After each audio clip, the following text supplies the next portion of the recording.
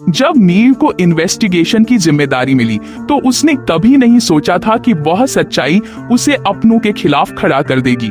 जैसे जैसे वह रजत और तेजस्विनी की मौत के मामले में गहराई से जांच करता गया, उसे यह एहसास होने लगा कि यह महज एक एक्सीडेंट या साधारण हत्या नहीं थी, बल्कि इसके पीछे एक सोची समझी साजिश है। और वह साजिश किसी बाहरी का नहीं, बल्कि अपने ही घर के किसी सदस्य का काम लग रही थी। इस सोच ने नील के मन में एक बेचैनी पैदा कर दी। वह जानता था कि इस सच्चाई तक पहुंचने के लिए उसे अकेले नहीं, बल्कि सभी और बाकी सभी का साथ लेना होगा। लेकिन जैसे ही वह सभी से मिलने पहुंचता है, एक अलग ही दृश्य उसका इंतजार कर रहा होता है। नील देखता है कि सभी बेहद हड़बड़ाई हुई हालत में है। उसके हाथ में एक बैग है और उसका चेहरा चिंता से भरा हुआ है। सभी नील को देखे बिना तेजी से निकल जाती है। नील के मन में कई सवाल घूमने लगते हैं। आखिर सभी कहाँ जा रही है? बैग में क्या है? उसके चेहरे पर ऐसा तनाव क्यों है? इन सवालों का जवाब पाने के लिए नील उसका पीछा करना शुरू करता है। पीछा करते करते नील को जो पता चलता है वह उसकी सोच से परे होता है। सभी को कोई ब्लैकमेल कर रहा है और उसकी ननद रिद्धि को किडनैप कर लिया गया है। सभी को धमकी दी गई है कि अगर उसने कोई कीमती चीज चोरी करके नहीं दी तो रिद्धि की जान चली जाएगी। ये सब जानकर नील एक पल के लिए स्तब्ध रह जाता है, लेकिन वह समय गंवाए बिना सभी का साथ देने का फैसला करता है। दोनों मिलकर रिद्धि को बचाने के लिए निकल पड़ते हैं, गुंडों से भिड़ते हैं और आखिरकार बहादुरी और सूझबूझ से रिद्धि को सुरक्षित निकाल लाते हैं। यह एक जीप थी, लेकिन इसी जीप के बीच कहानी ने एक नया मोड़ ले लिया। जब वे सभी घर लौटते हैं, नील की नजर सभी के हाथ में पड़े एक खास रूबी जड़ित नेकलेस पर जाती है। नील उसे देखकर चौंक जाता है, क्योंकि ठीक ऐसा ही नेकलेस उसने पहले किसी के पास देखा था, अपने ही जीतू काका के पास। एक पल को तो नील को यकीन नहीं होता, लेकिन उसके दिमाग में सब कुछ घूमने लगता है। क्या यह वही नेकलेस है? क्या सभी ने यह वही चीज चुराई थी जिसकी बात ब्लैकमेलर कर रहा था?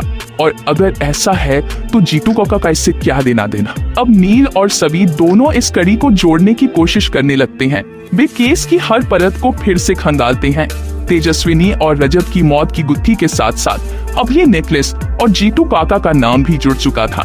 सभी को जीतू काका पर शक होने लगता है, लेकिन नील के लिए यह विश्वास करना मुश्किल होता है। जीतू काका उसके बचपन से एक अभिभावक की तरह रहे हैं। उन्होंने नील को पाला है, उसे सिखाया है कि सही क्या है और गलत क्या। ऐसे इंसान पर शक करना नील के लिए भावनात्मक रूप से बहुत कठिन था, लेकिन सभी की बातों और अपने मन की बेचैनी को समझते हुए नील चुपचाप जीतू काका की गतिविधियों पर नजर रखने लगता है। वह देखता है कि जीतू काका अक्सर किसी अनजान नंबर से कॉल पर बातें करते हैं और रात के समय कहीं चुपके से जाते हैं। फिर एक रात नील उनका पीछा करता है। जो दृश्य वह देखता है वह उसके होश उड़ा देता है। जीतू काका एक गुप्त जगह पर किसी से मिलते हैं और उसी रूबी नेकलेस की बात करते हैं। वहां नील को यह भी पता चलता है कि तेजस्विनी की मौत महज एक हादसा नहीं थी, बल्कि उसके पीछे भी जीतू काका का ही हाथ था। रजत को फंसाने के लिए सारी योजना उन्होंने ही रची थी।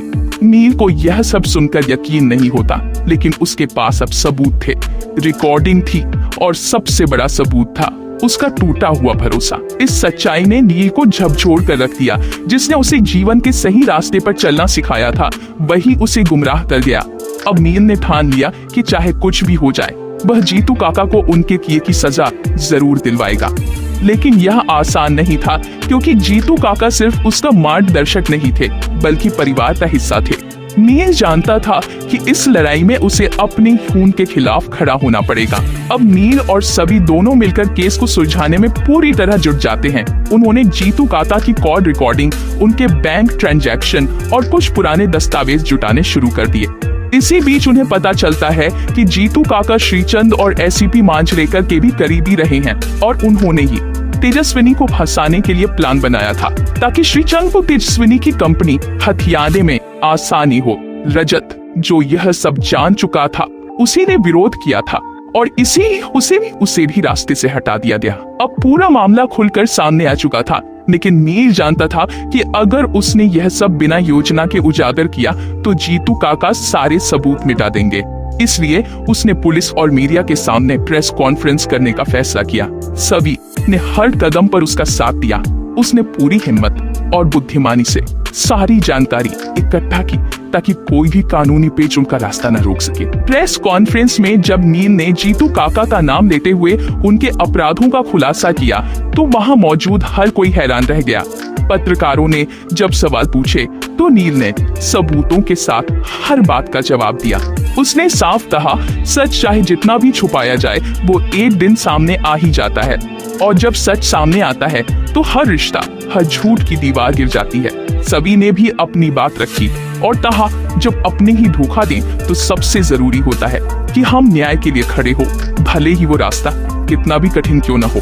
इसके बाद पुलिस ने तुरंत कार्रवाई करते हुए जीतू काका को गिरफ्तार कर लिया। कोर्ट में जब केस चला तो नील और सभी ने हर सबूत पेश किया, हर गवाह को सामने लाया और यह साबित कर दिया कि तेजस्विनी और रजत की मौत एक सोची समझी साजिश का हिस्सा थी।